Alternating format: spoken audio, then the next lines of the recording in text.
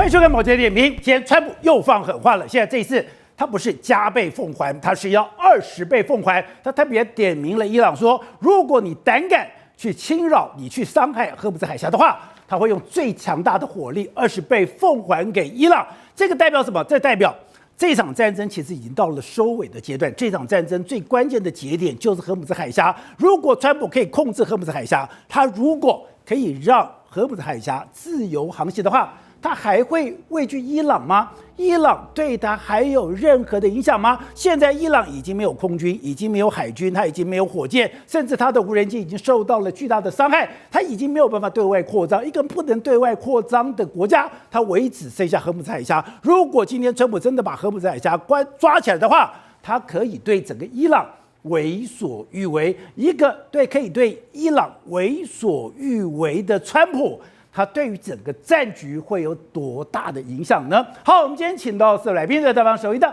财经专家黄寿松，你好，大家好。好，这是美岛电子报董事长吴子嘉，大家好。好，第3位是资深媒体人狄学伟，各位大家好。好，第4位是军事专家陈国民，大家好。是哦，我们之前听过说加倍奉还已经够可怕了。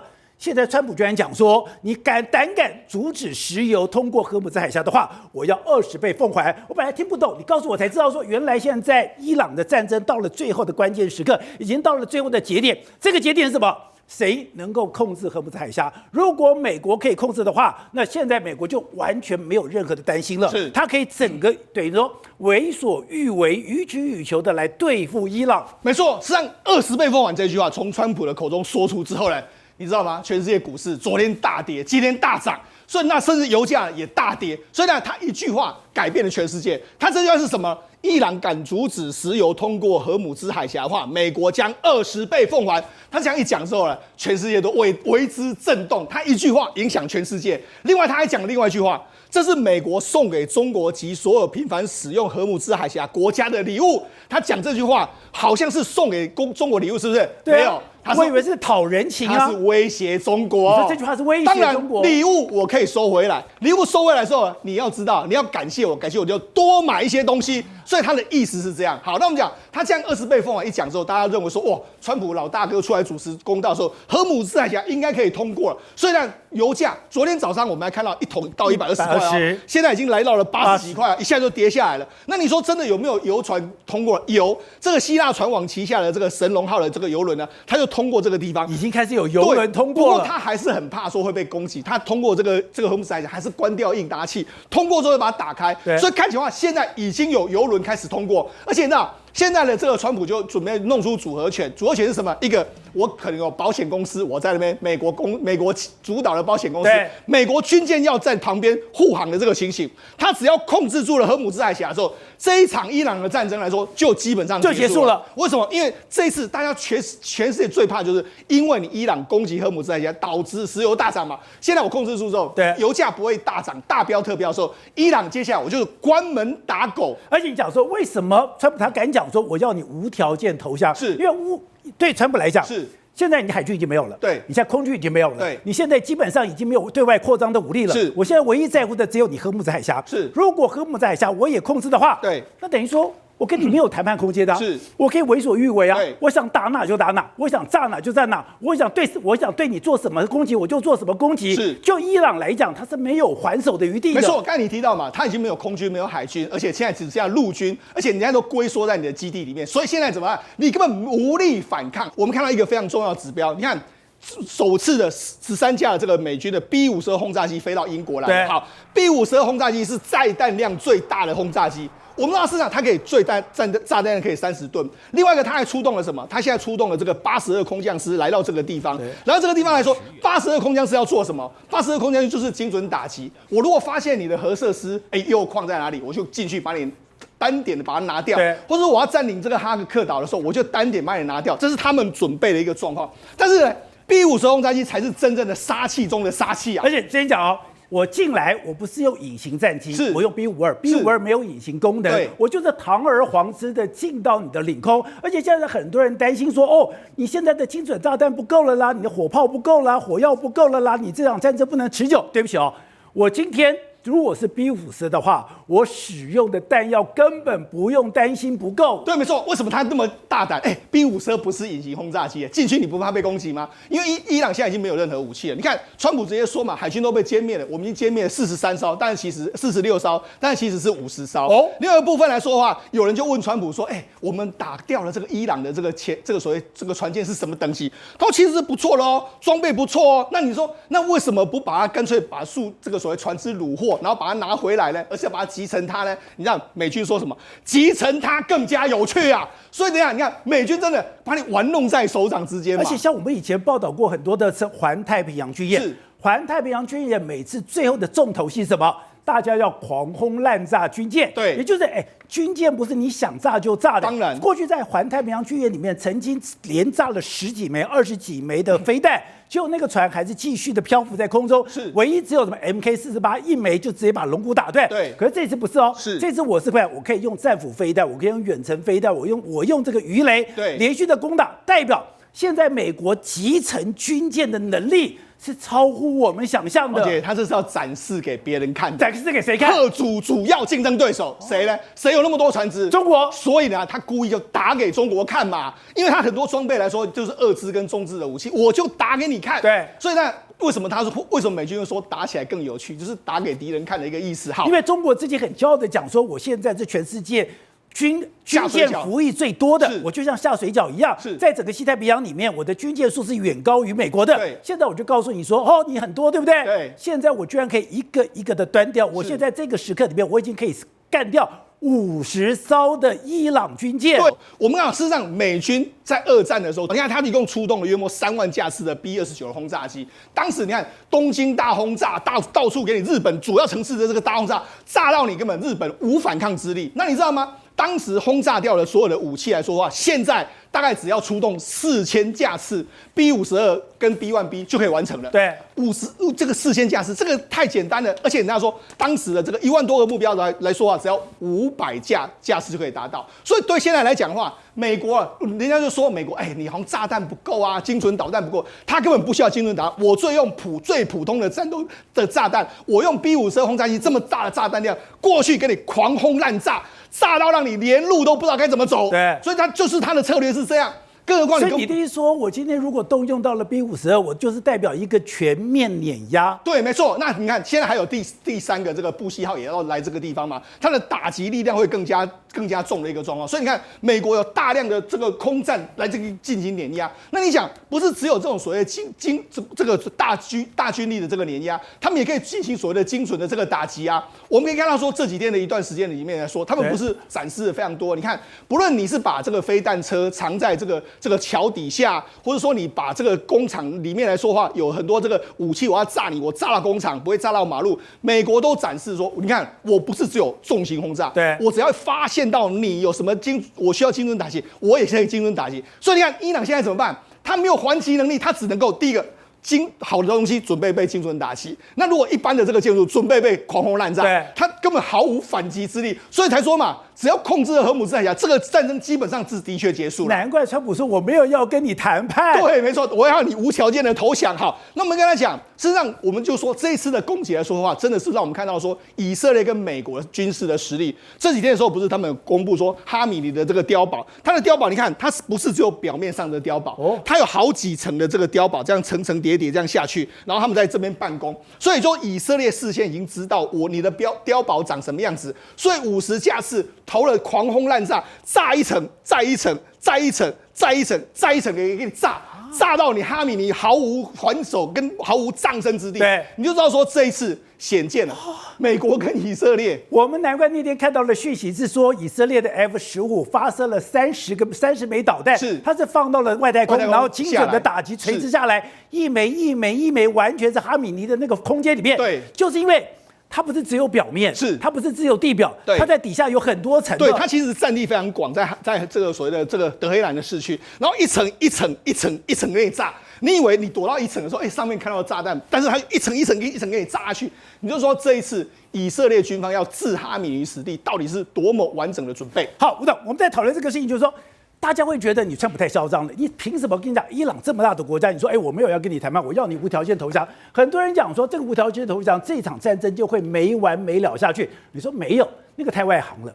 因为美国只在乎一个地方，我要不要控制荷姆斯海峡？如果我已经控制荷姆斯海峡，刚刚讲到你的海军已经被我消灭掉了，你的空军已经被我消灭掉了。你的飞弹部队已经被我消灭掉的，你的无人机，而且你的无人机里面的工厂也被我慢慢一个一个端掉，端就代表你的在有生力量是慢慢的消灭掉。既然如此的话，只要我控制了荷姆斯海峡，其他的所有的伊朗对我来讲，我根本就为所欲为。这场仗要打多久算多久啊！荷姆斯海峡到现在为止就是被美国控制的，到已经为什么大家不敢走呢？不敢走，因为革命卫队有宣布说他要封锁荷姆斯海峡。那这个封锁跟宣布这个故事在伊朗政府手上已经玩了好几十年了。他从共和国化以后，每一次跟这个西方或世界国家冲突，他都喊要说我要封锁荷姆斯海峡。所以狼来了已经很久了，狼来喊太多次了，但有真正封锁过任何一次吗？没有吗？从来没有过。为什么你知道吗？因为这是他最后一张牌。那个的后果太严重，他封锁荷姆斯海峡会搞到什么情况？我们先讲这一次，现在目前的行情，他喊一喊，就你看油价就跳上去了嘛。跳上去的时候，那欧洲的这些石油的这些的 dealer 就开始估计了，如果真的封锁的话，会搞到150块钱到200块钱美金一桶，那变成什么情况？那通膨全球金融危机啊！对，那全世界人。GDP 要打好几个折扣下去啊，所以那不可能就让这种事情发生。那这种事情如果发生，会变成什么样的情况？法国已经派了舰队进去了，法国现在军队已经不讲话。昨天我看到报纸上登，他的戴高乐号已经过去了，航空母舰已经去了，对不对？为什么？他保护他的油源呢？到时候你跟我搞，我这船就开到你门口，看你怎么办？荷姆斯海峡。第一个，它是一个长期拿来恐吓用的议题的啊，这大家了解。第二个，它这个海峡只一边而已，另外一边是谁的？另外一边是美国的，对不对？这个不是问题。他为什么现在不去控制荷姆斯海峡？这个学问才是我上次在这个节目里面讲的嘛。学问是什么？他要涨价嘛，他没给，你知道吗？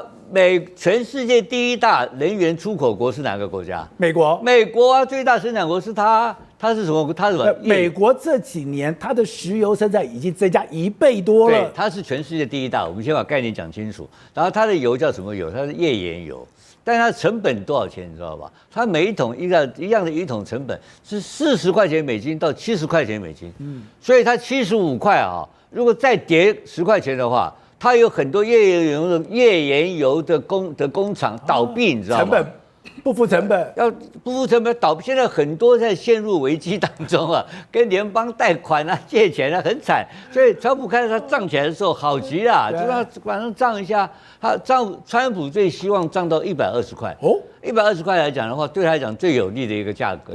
这是欧洲的他们的分析的，那个分析很细腻，我不谈了。就是说，涨价对川普来讲的话，不是一个坏事情，但涨到什么程度，这是第一个最重要的。所以。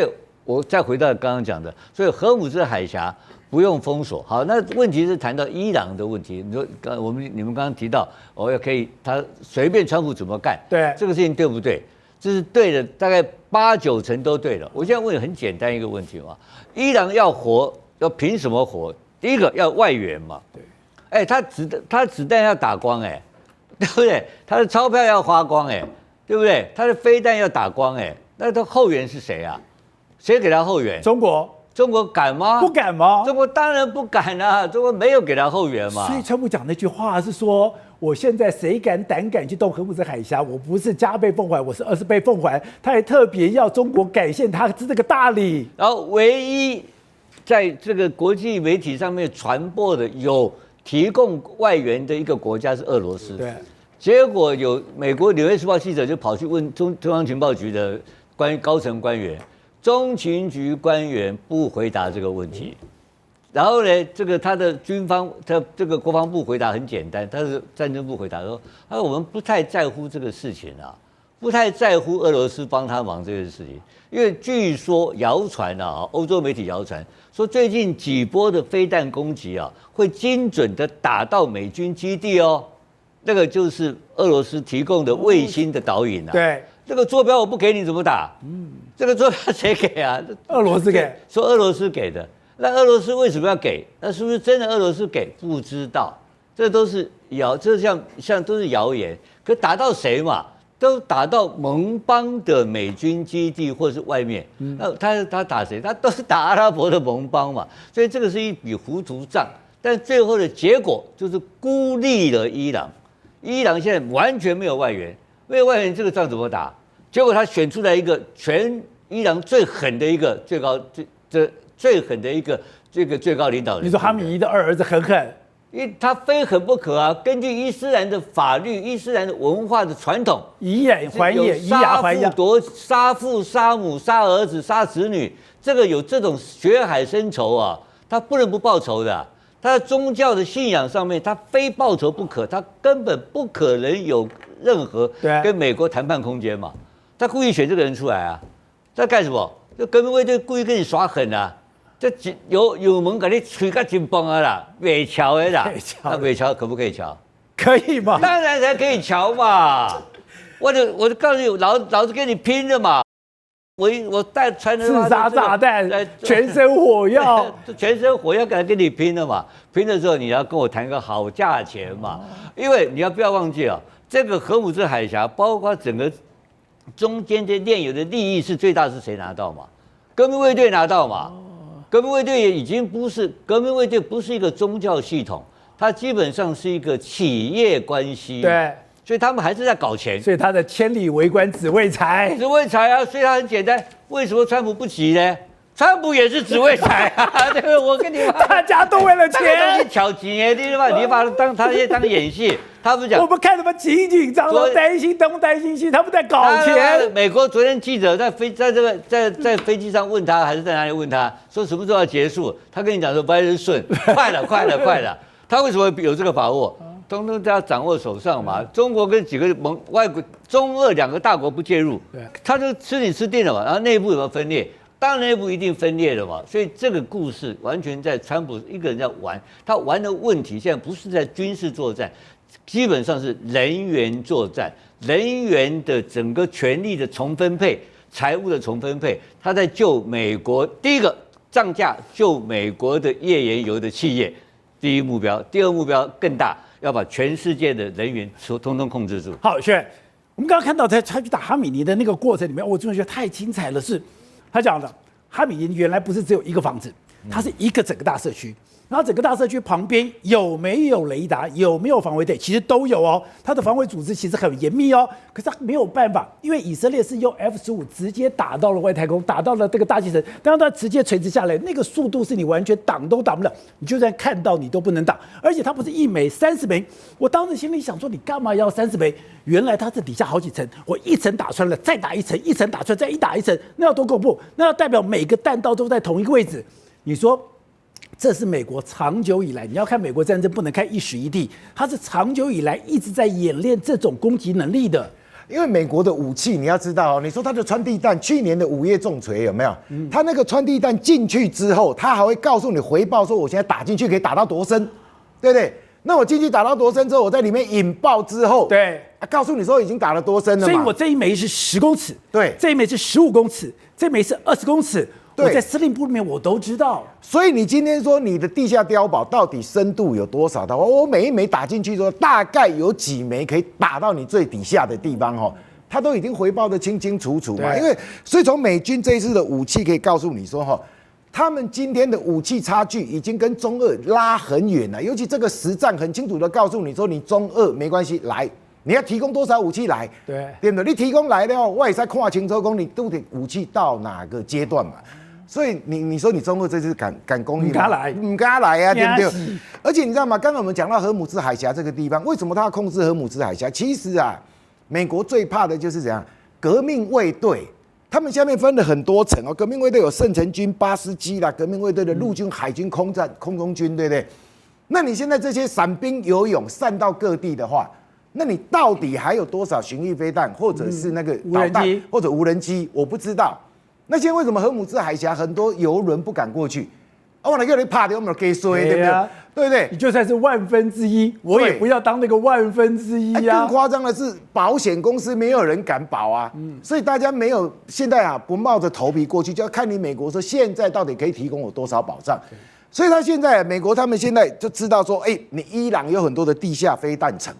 就是你无人机飞弹都是在从地下飞上来，对不对？所以他们现在用卫星征兆，就是说你现在发射导弹出来之后，我就告诉你说哪里有哪些城，那我马上派飞机过去。所以他现在在清理战场。对，在清理战场，他要确保荷姆兹海峡这一块的海域，你陆上的发射基地有没有全部被我歼灭掉啊？所以你看，过一阵子大概，川普他现在信心满满的，没多久就把你打掉了嘛。因为之前的话，先把你空军打掉，接下来打海军。对，海军舰艇最危险的就是在你附近能够发射东西嘛，发射奇袭嘛，对不对？那你知道美国他打你海军的话，把你打掉的话，他有多少武器？你知道吗？他们现在有 B2 轰炸机上面有一种叫快程弓箭炸弹，2000磅的那个炸药。对对，这个炸弹飞过来的话，再来那个 GBU-31的那个联合直攻弹药，你知道吗？1999年，所以我 GBU-31我不是只有钻地弹，对，我现在也可以拿这个来打这个军舰啊，因为这个便宜但代价又不高，因为这个就是投射嘛。因为我的空中你已经没有空军啦，所以你下面我看到你船在哪里，我直接飞过去就直接投射下去。因为我现在看到美国宣布这个战果的时候，我觉得我非常惊讶。因为我们谈过很多次这个环太平洋军演，对，我们谈过很多环太平洋军演，我就是刚刚讲的，每次最后的重头戏就是我要沉船。沉船的时候，刚刚讲了，我这不是说一枚，很多枚就不断的打，那个船还好好的在那边。可是你怎么可能说在这个莫名其妙的状况下，1艘、2艘、3艘，现在已经50艘的这个全部不见了，全部都不见了，而且全部被打沉到海里面去。原来它现在已经不是只有 MK48，它现在不是只有鱼雷，它现在在空中的火力也这么厉害。对，空中武力2000磅炸药下去的话，公斤讲你这个船再大艘的话，你经不起它这样在船里面爆嘛，对不对？那么刚才像1999年南斯拉夫的中国驻南斯拉夫大使馆那个时候就是因为投这种 GBU-31啊。哇，那个炸弹下去的话是一层一层，我们刚才讲一层一层的下去，对不对？就当时 F117也是美国最神秘的隐形战机，居然失事了，居然被南斯拉夫大使馆、中国大使馆给拿去了。拿去了以后，它是地下5层，结果美国当时也是一样，一层5颗飞弹，我觉得我已经打到了地下5层，就没想到最关键的那个零件没有炸掉。对啊，所以我就跟你讲说，这个下去之后。这个现在的武力，如果来打你的船的话，你每艘船也没有办法承受这种压力嘛，而且你的空防已经都不见了。对，那我们刚才讲到前几天不是有一个 MK48那个重型鱼雷，那个我们台湾也有啊，所以为什么？对，所以对台湾来讲，这个是多重要的东西。因为当初他发明 MK48的话，就是针对苏联的阿尔法级的潜舰它可以打到在800公尺深的海里面。而且它的时速最高竟然在海里面还可以到102公里啊！所以那个海里面你可以开102公里的话，这个飞弹的速度多快！而且你知道吗？它绰号叫做龙骨杀手啊！所以你看那个伊朗的船舰被打到的时候，它一开始会抖动一下，对不对？为什么会抖一下？心结啊，对，心结，为什么心结？那个 MK48直接穿到你的船体里面嘛。那后来这个整艘船体是往上飘上去，再掉到海里面就折断了。为什么？因为它在里面引爆。说这个飞弹我们台湾有啊？对，有。当然，我们还配备到海鲲舰上面啊。所以这一次我们的潜舰为什么说海鲲舰要赶快让它成军那国民会讲到说，其实，在台海附近的话，我们为什么潜舰对我们很重要？这吓阻中共的那个武力是很重要的那而且包括这个之外，你看这次的战斧巡弋飞弹涂黑色涂装，对，那个就是逆中嘛，对。所以，而且那个战斧巡弋飞弹厉害的地方是它可以贴海低空飞行是。所以你那个船舰被打到之后，直接就沉船因为它还可以战斧。以前我们的战斧是对，等于说是海对地，那现在是可以海对舰。对，现在还有舰对舰或者是空中从空上陆地都可以发射所以你就知道说，战斧巡弋飞弹虽然老崩老一家搞爆头刀的，对，1991年开始服役到现在。它的战机一直在演进，对，整个战斧巡弋飞弹一直在演进，所以你说你今天要怎么防这种武器，对不对？那接下来还有鱼叉飞弹什么 AGM 的158C 的那个长程远程攻击飞弹所以就跟你讲说，很快他把这些武器全部搬出来的时候，伊朗整个海军几乎是团灭，现在海上已经几乎看不到伊朗的舰艇，如果你还有存活的话，也只能往巴基斯坦躲。赶快去靠岸，先停一下，不要在海上揉拉手一搜出来的话，被美军一搜索到的话，你马上就被击沉了。我们常常讲，国际政治就这样一团迷雾，它的真实跟虚幻你完全搞不清楚谁真谁假。而这次川普，我们先打了委内瑞拉，现在又打了伊朗，这两者之间有什么样的关联？所以看到一个以色列，他的能源专家特别讲说，这是一场什么战争？他居然讲说那是一场氧气战争。那为什么是氧气战争？那是对中国的氧气战争，因为原来中国这几年来，别人不敢碰的国家他敢碰，别人不敢买的石油他敢买，别人不敢做的交易他敢做，所以他居然刚刚讲，我可以从伊朗，我可以从俄罗斯，我可以从委内瑞拉买到非常便宜的油。那美国过去对这个东西完全束手无策，可是没有想到碰到一个更狠的。现在美国的鹰派抬头，美国的右派抬头，这些鹰派跟右派觉得我要一碗把你端掉，端掉干嘛？我不是要跟你中国发动战争，而是我要把你中国周边的氧气给吸光。对，没错。实际上，这个以色列的这个报道是说呢，他们这一次川普发动的是对中国的一个叫做氧气之争。那氧气之战是什么意思呢？因为过去一段时间，就如同宝洁讲的，这个中国人老是跟这个美国制裁的国家，或者全世界不敢买的石油，哪里有便宜我哪里就去买。比如说，他跟这个伊朗买。伊朗买的话，听说它便宜大概10多块美金左右一个状况。对，跟俄罗斯买也是比较便宜，就是打折的一个境况。那你更不用讲跟委内瑞拉，跟委内瑞拉是我给你这个资助的时候，你跟我换油，用以物易物这样的一个方式。虽然过去几年的时间呢，它光是从这3个国家拿到这个油价非常便宜的，就不知道为他们国家赚了多少钱。那现在呢？美国的鹰派抬头之后，右派抬头就说不行，我们要逐一斩断中国的氧气。所以中国的竞争力不但是说我有便宜的劳力，不但是我有便宜的土地，重点是我可以买到比别人更便宜的石油。对，很多人讲为什么台塑四宝、台塑集团这几年这么惨？对，就是你完全没有办法竞争，是因为中国那些茶壶工厂，他买到的油就比你便宜2成。对，它便宜2成之后炼出来就是比你便宜，你怎么拼都拼不过。就算你台塑再会 cost down， 也没有用，少不了那10几块美金的这个油价。所以呢，为什么中国这几年来说话，经济他们受惠非常大？那现在呢，简单来说，以色列报道就我先把你这个委内瑞拉端掉，然后再把伊朗端掉。那你俄罗斯呢？事实上，俄罗斯跟中国有一个很微妙的关系。你中国又很怕这个我能源完全依赖俄罗斯，那俄罗斯对你也怀有这个野心，所以2个国家其实未来怎么样不知道。所以来说，这个增加了中国未来呼吸的困难度。好。那我讲，那是呼吸的困难度。但我今天跟大家讲，事实上还有另外一个更重要的是，现在川普搞不好会斩断你的生命线。斩断生命线？为什么斩断生命线？我们知道说，过去我们曾经说过，中国有一个叫做马六甲困境，对不对？我们在节目上讲过非常多次。那马六甲困境的时候，中国当时就说，那我们要绕过马六甲困境的时候，所以中国去投资缅甸的皎漂港。投资斯里兰卡的这个汉班托卡港，投资这边的瓜达尔港，我用这样的话，我就可以绕过，你看我就可以直通到中国去啊，我不需要通过马六甲海峡，所以马六甲困境我就可以破除。好，所以你有这样子的方法 ，OK， 现在川普就直接把你的源头把你扼杀住，我就控制住你的荷姆兹海峡。荷姆兹海峡控制住，我控制你的所有的石油了。你就算你再怎么绕，你就是绕不过荷姆兹海峡，因为你后面都是支点。是，关键在哪？关键我们昨天讲的哈尔克岛。对，哈尔克岛把这个掌握住了以后，你本来想要从哈尔克岛弄到贾斯克岛，贾斯克港以后，我再弄了一个中巴经济走廊，直接的进到了这个新疆克什。对，可是如果我的油源92%。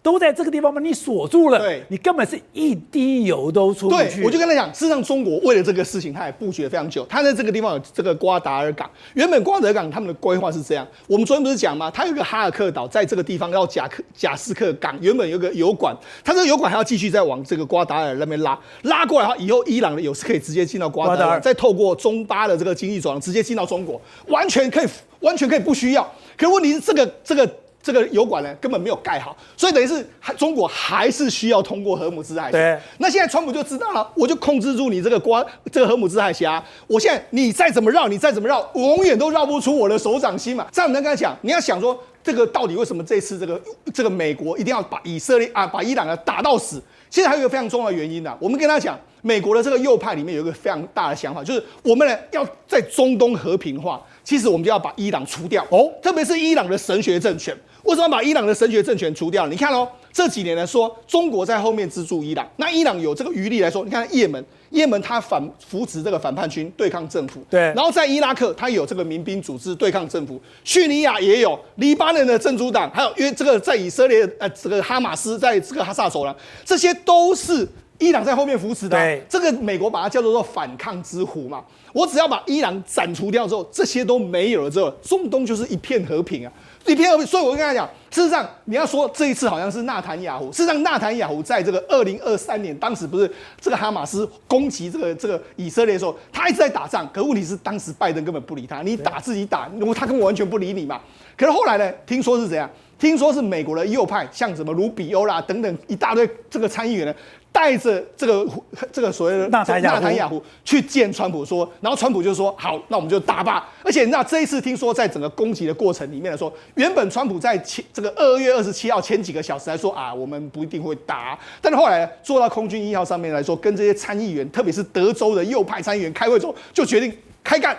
所以讲，显见美国这一堆右派的这个所谓的这个国内的这个参议员，还有包括说像以色列，事实上是推动了这一次川普进行这次行动。所以要跟你讲，川普一定要做到最后，叫消灭伊朗的神学政权，然后同时控制这个所谓这个荷姆塞峡，然后控制住这个伊朗的油田，就完成他这一次所有的任务了。好，吴总，你曾经讲过，这个全世界都是一盘棋，这个一盘棋你要看出幕后的关联。所以我们看到现在以色列的分析家讲的，我现在打的是一场氧气战争。为什么是氧气战争？因为我透过别人不敢跟伊朗交易，不敢跟委内瑞拉交易，不敢跟俄罗斯交易。现在刚刚讲到，我每一个伊朗的石油平均便宜8到12块。我今天跟这个俄罗斯买的石油，如果是油管的，便宜5块；如果今天是这个乌拉区的话，我大概便宜到10块左右。今天跟委内瑞拉更重要的是，我以物，我根本不知道后面多少钱。那现在委内瑞拉有没有出口？有，它每天还是出口了几十万，可是那个油跑去哪里？不去中国了。那个油去哪里？去欧美了。现在委内瑞拉谁在控这个油？是美国在控制这个石油的一个走向，代表你以前可以用便宜的价格买到油的这些权利都被我扼杀掉了。我觉得有一种生意哈，叫做什么生意你知道吧？叫做走私。走私这个生意啊，从人类以来哈，从来没有断绝过。对，什么叫走私？中日战争在打仗的时候。我们有没有三不管地带在以物的？有这走私嘛？走私是保赚不赔的生意。那这个就是从走私的概念开始发展出来。政府不准，对不对？制裁好，制裁我白天不能卖，晚上卖可不可以？晚上用偷的可不可以？变成赃物，赃物什么？分赃。它怎么分赃？你知道吗？好，我是油，对不对？我要油卖给谁？最后要卖给炼油厂，对不对？那中间怎么运呢？这边就要港口啊，因为港口就被卫星就开始监控，对不对？监控完了之后，叫船啊，那船在游轮在海上跑的时候要干什么？它要发信号，要坐标啊。那所以它变成发展出来一套系统化。它怎么搞？你知道吗？它不是把这个油送到你的炼油厂，它是在海上哦，海上以船跟船做交易啊。对，那2条船直接把油就把它传过来，就倒过去了。他很离谱的这种交易，这叫做影子船队，shadow， 你知道吧？所以不是从我这个港口送到国民的港口，是我的船走到路中间，国民的船也到中间，我们2个交货。就海上可以交货，我们不是有海上贸易啊？台湾跟大陆以前不是有很多买到很多鱼吗？是中国渔民打的鱼，我们的海上交货，我们的百货，我们的牙刷牙膏卖给他吗？我们走私牙刷牙膏，你没听过吧？两岸多得很，我告诉你。好，所以我讲的概念这个东西，好，那这个就变成系统化哦。为什么？它已经被封锁了几十年了，对，它就开始变系统化。那系统化情况之下，就变成一笔黑账，就变成一个黑色交易。黑色交易谁来干？政府不能干哦。有特殊身份哦，对不对？所以中国大陆的官方中国石油不敢买这种石油，它都是挂名给一些小型的炼油厂，它叫茶壶工厂。对，我怎么会有这种工厂？我研究中国大陆研究那么多年，没有看过说有一个油厂叫做民间炼油厂。你听都没听过，那就是大陆的官方在后面嘛。所以它整个我刚才讲，它已经变成系统化，系统化之后开始就卖的就是赃物，卖了赃物之后，然后你要注意到哦，这个卖的人是谁？这才可怕。伊朗就是革命卫队，他的获利就是他，所以他非要把他打掉不可啊。你知道委内瑞拉是谁？也是一样啊，委内瑞拉就是总统在干这个事情啊，然后越干，他从300万桶干到变成70几万桶，为什么？因为他搞了半天，他没有办法更新设备啊，他零件也拿不到啊，就越卖越少，但是越来越发达，越来越发财，所以它整个系统化已经变成了，造成每一年中国大陆可以在这上面买到便宜的油，从100亿美金。到150亿美金，所以你现在川普现在砍的，所以我的 discount 有100亿美金到100亿美金的利润，他可以省下那么多钱。你刚才讲的10%几万，我们都不管，总的total 的总的金额来讲的话，是100亿到150亿美金。对，你看他搞了几十年了，算那中间有多少人在里面介入？他还有明账还有那么多钱，暗账还不得了的钱。所以这一次他打掉这个东西。如果把伊朗打掉以后，你看委内瑞拉被打掉，对不对？对。结果卖到欧洲去了嘛。卖欧洲。那以后，它叫国际市场。那奇怪啦，怎么会卖到欧洲呢？因为它跟这个现在的当时杜特那个马特罗抓走之后的副总统，他们签那个约，你所有的石油经销权交给我。我不是跟你去挖石油，对，我要经销权，然后后面我要投资你。所以呢，川普完全用做生意那一套，我先干贸易商业，再来搞产业，一步步来。伊朗一样要这样干，他根本不管你伊朗人的死活，你将来的伊朗的石油我来卖，他要这个权利而已啊。其实这个权利要求的不是很多，他很不这个一样，而且什么？伊朗会获利啊，整个国家会获利啊，对，不是到私人口袋，对不对？好，那最后是哪一个国家？中国不是俄罗斯？哇，那这个问题大条了。那俄罗斯到底是要跟中国继续变成战略伙伴关系呢，还是俄罗斯干脆就跟老美开始合作了？因为我收入增加了嘛。对，我通通明面啊，我不要给你 discount 了。对，我没有什么 discount 也没有什么制裁的问题都没有，还有。美国会来跟他做其他的生意往来啊，所以他用很大的诱惑力，最后的目标其实就是 isolate， 就把原来的这个食物链中国的利益这100亿到150亿切断之后，中国变成一个独立的个体。然后第二个更糟糕的，中国是政府补贴，然后外销全球，对不对？它的产能过剩，价格像比亚迪可以有补贴你多少钱，几亿补贴，以后没有了。没有钱啊，他没有额外收入，所以他整个的 GDP， 它的生产总量会因为这件事情影响开始会下滑。他现在今年虽然定的是5%的这个他的两会定了5%的 GDP 的成长率，对不对？现在我昨天看报纸上写，各地的很多省份的省长跟省委书记开始在哀，他们做不到了，情况越来越坏，所以已经浮现在台面上。伊朗曾经是全世界第3大的产油国，而它的油有多棒，你知道吗？等会我们看这个画面，你就可以比较出来说，这个是伊朗的油，非常的纯净，非常的干净，它是清甜油。我们看到了美国的油，它也算比较好，但是呢，委内瑞拉就比较像沥青，但是沥青它也有很高的价值，因为它可以提炼很多的东西。所以学伟刚刚讲的是，如果今天美国可以同时拿到委内瑞拉，可以同时拿到伊朗，它对整个石油的控制权就更大了。当然，如果拿到委内瑞拉跟那个伊朗的话，因为委内瑞拉的石油储量是全世界第1的，伊朗是第3名，中第2名是他全要了。对，沙地阿拉伯，但沙地阿拉伯从以前到现在就是美国最好的一个盟邦嘛，美国要拉拢的对象，所以他不会去打沙地阿拉伯，对不对哈？那可是你如果控制了委内瑞拉之后，你看委内瑞拉的油有没有看起来就是像电马嘎一样，像电马嘎啦哈，那你如果看到伊朗的原油，你看哇。咕溜呢，那个颜色是这是不是金嘛？它是黄金的，对不对？因为它的油非常的 pure， 就是很纯净啊，所以它提炼汽油啦、航空燃油什么东西是非常好的油啊。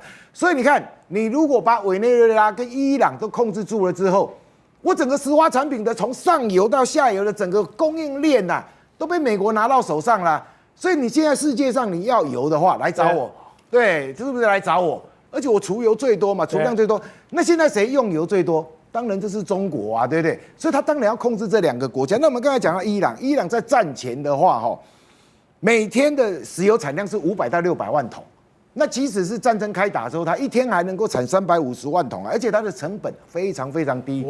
它只要一桶石油的提炼的出来的话，大概就10到30块美元呢。难道它可以便宜的卖给中国？对啊，看它懒山的嘛，对的，而且储油量的多的话，所以就跟你讲说，今天如果中国控制了这2个国家的石油的来源的话，那谁第一个跳脚？当然是中国啊！我今嘛可不可以都会采石油？对，除了俄罗斯之外，我已经几乎找不到来源啦。本来刚刚讲中国透过走私，透过这个影子舰队，透过这种黑暗的市场，我可以拿到重油，我也可以拿到了轻油，我可以有很多不同的油种。对，现在我什么都没了，什么都没了，难怪说最近过去10天有9天没有飞机来青台了，来绕台了，对不对？油先的用啊，对不对？省什么用？你如果现在飞机再来飞的，飞机上去一架多少油？是对，飞了之后我没油了，我根本国内的经济发展就受到最大的。我懂，这个就要问你了，你是台北工专矿业科，台北工专矿业科在搞什么？就是搞这个石油的。现在等于说，伊朗的油、委内瑞拉的油，再加上这个什么美国自己的油，他把所有石油产业链的上下游全部掌握在手上了。刚刚提到只剩下最后一个国家而已嘛，那个国家我认为啊，他最后一定要做一个选项。俄罗斯，对，他要不要下车嘛？他现在在车上嘛，他们现在就是在影子舰队的上面，通常在搞制裁、搞这些东西啊，现在都没有了，现在是俄罗斯一家了嘛，那全部变成全部到台面化，对，全部到国际市场交易啊。那俄罗斯也想说，那我何必跟你再凹这个玩意干什么呢？所以他只要俄乌战场，所以有自然而然的，他妥协的空间也就很大。所以他这整个是一个很大的一个国际的一个大战略，一个大包围态势，你知道吧？他包围到谁呢？他就包围到中国嘛。因为在氧气战争啊那篇文章里面特别提到说，现在中国跟俄罗斯每年是有1点多兆的这个人民币的交往，1兆多的人民币交往，主要什么？主要都是中国卖给俄罗斯，这样讲石油换产品，等于说是。俄罗斯很多的工业生产是完全掌握在中国的手上。他说，没有一个强国会愿意忍受这样的状况。只有一个情况，就是它会变成附庸国嘛。你长期发展下来的话，俄罗斯会变成中国的附庸国。对，那这俄罗斯人怎么可能受得了这个事情呢？那俄罗斯人一直想说你是我老弟，是我小弟，我现在我必须税喊呢。所以这个关系啊，本来就不是一个 sustainable， 不是一个可持续的关系。所以这个关系这一次伊朗的变化，所以我认为大家都在有打自己个人的算盘。对，包括俄罗斯不愿意出手相救，也在看这个事情的发生。所以而且这2天你有没有注意到，川普跟普丁打电话？对。他2个打电话讲什么东西？不知道，他不知道，我一直是讲这个嘛，大概你瞧嘛，川普就直接跟他瞧的嘛。他不知道，他不希望我现在在搞这个皮肉的时候，你在这边后面给我出事情啊。所以俄乌战场一定是平静的嘛。平静的话，我得到的这个饼，这个蛋糕比较大嘛，大家来分的话，他就是一个黑手老大，大概来敲呆机嘛。所以俄罗斯其实这次跟他配合的。为什么我刚刚讲到中央情报局？对俄罗斯去帮助他这个事，帮助伊朗这个事情是保留，不愿意发表评论。对，所以这个可能是故意俄罗斯放出来的假消息，在表面上来做新闻，安抚说啊我们在支援盟邦了，然后大概你知道俄国大鼻子骗人这个。说谎话是有名的嘛，对不对？从以前骗中国人，不是我们蒋介石在写了一本这个苏俄在中国，苏俄在中国，我们被他们骗得死死。所以这个交易，另外也就是普丁跟他的一个交易，我觉得这个交易已经接近完成了。所以你看他这一次，我们要用个指标来看，空口说白话没有用。3月31号的行程没有改变，他本来安排2个地方哦，北京、上海哦，川普去干什么？包括北京2天回来。他干什么？做行李做你们让杠啊！那跟去韩国一样嘛。他到南韩去参加 APEC， 不跟你参加 APEC， 跟你巧生意强完了回家，所以他只想到北京去做生意。对，然后其他根本不鸟你。各位，大家想说现在大炮一响，黄金万两，我们要作战的时候就要做好准备。你要讲，你现在打的这个伊朗的战争，你的弹药、火炮什么的都没有了。你说没有？其实，在印太地区，其实是掌握了除了美国本土之外最多的油、最多的弹药。而且我们看到，现在在普天间基地、在佐世保基地、在这个横须贺基地里面，它蕴藏的这些资源是我们无法想象的。对，其实我们要看的，其实日本美国把那个第7舰队，其实它摆在日本哦。那日本你有舰队没有错，但是你要有油跟弹啊。所以其实之前早在1945年的时候呢，其实美国后续的在1950年麦克阿瑟，他们是利用旧日本帝国的海军的什么原本的弹药库，再把它扩建跟现代化。那现代来讲呢，为了因应中国的需求啊，那除了这些我们叫传统的一些炮弹啊，比如说舰队用的炮弹啊，一些传统非常非常低阶炮弹，储存在前线之外，其实它的高阶的装备呢，它就存在第二线哦。第二线不只是琉球，它囤放在关岛，那一旦有事或一旦有检的时候呢，再用军用运输机前推到这些前线区域。那为什么这么重要呢？因为其实现代化的弹药量消耗量非常非常快哦。我们刚才讲过，刚才提到所谓的 quick ten 就是快程哦。快程什么意思？它就是把一些传统弹药呢改装一个套件哦，让这些便宜的炸弹去攻击你的船团哦。那不只是这些传统啊，连中国不是很喜欢亲近什么？海上民兵，对，所以其实海上民兵呢，它兴起来之后呢，其实美国就准备叫 Quick Ten 在准备集成它这是美国的预备哦。那这个它都还算很低阶的哦。那我们刚才学委讲说什么 AGM-154、158，那个都是长程的反舰飞弹，那射程都是1000公里、1500公里以上嘛。那换句话来说呢，其实美国的轰炸机呢，它只要在比如说巴士海峡以东，它只要丢了，它就跑了。为什么剩下就交给飞弹去导引？所以其实我觉得美国他做事情都有准备的，但是你说这些国家的存备量够不够？说真的，远远都不够啊，因为我们是面对了中国的第一线的一些解放军的海军舰艇，远远都不够啦。对，各位，我们现在海鲲号进行了深水测试，我们当然希望我们的海鲲号能够成军，这个对台湾来讲非常的重要，特别是在这一次的伊朗战场上面一艘非常大的战舰，就一个 MK48，嘣一下子就把它给打沉了。对，其实这个叫鱼雷对水面舰飞弹的不对称作战。为什么？因为其实反舰飞弹啊，比如说它的载弹量比如250磅，但是呢水下舰比如说潜舰，它发射鱼雷它动辄就500磅，或者说500磅，或者说650磅哦。为什么会这么大？因为海水有浮力啊。你要想说，一艘军舰被鱼雷打中了，它要做怎么样的损害管制很难。非常非常难哦，因为什么？因为其实这些所谓鱼雷它在龙骨底下爆炸，那爆炸的时候其实不只是爆炸威力，它还会产生所谓的空时效应，所以你会看到说，怎么一枚鱼雷命中一艘水面舰之后，怎么整个人抬起来你不要小说看说这个人抬起来，光是在里面上的一些人员不好意思你的脚都骨折了。这绝对骨折，就是说，所以你看说，你说我只是这样弹一下，每个腿就断了。对，人会骨折，只要你碰不好的时候会有骨折。然后，所以其实你看像美国的舰艇或者说法国的舰艇他们在做什么防撞测试的时候，就在附近引爆一枚炸药，有没有？对，就看看你看那些官兵都要躲得很好，就要火灾。所以其实鱼雷也有这种效果。为什么鱼雷这么威力那其实早在潜艇发明的第一次世界大战，一艘德国的潜舰就把3艘英国的巡洋舰给它干掉了，一口气一艘鱼雷一艘潜舰，所以现在潜舰对于整个台海的安全非常的重要。而且现在我们不只是防止我们的这个所谓的高屏这个海沟，更重要是我们往前推进去保护澎湖。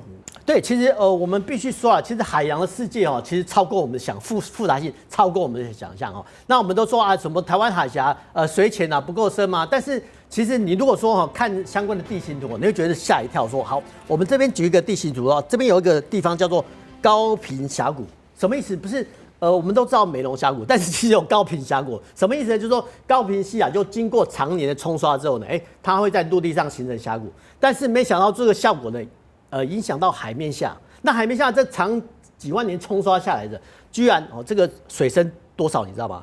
随便都100公尺。大家一定很难想象说，怎么这个高屏峡谷就有100公尺深？对，所以你去看看之前的一些新闻常常知道我们看到说什么中国的潜艇在这边附近游弋跟我们玩猫捉老鼠，其实它就躲匿在这里这也是